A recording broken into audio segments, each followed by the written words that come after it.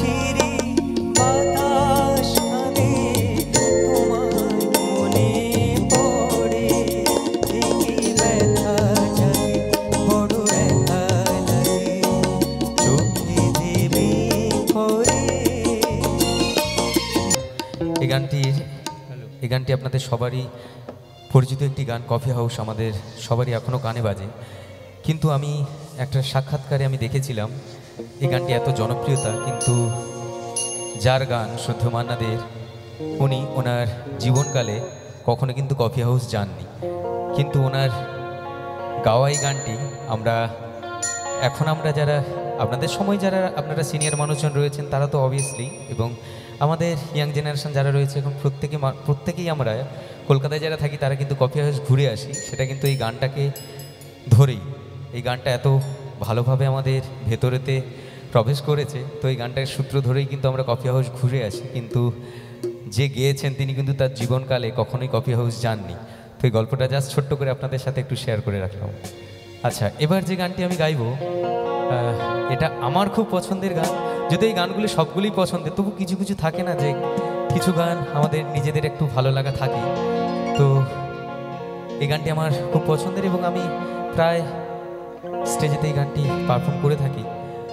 শ্রদ্ধেয় শ্যামল মিত্রের একটি গান, খুবই জনপ্রিয় একটি গান আমি গাইছি, আপনারা অবশ্যই বুঝতে পারবেন।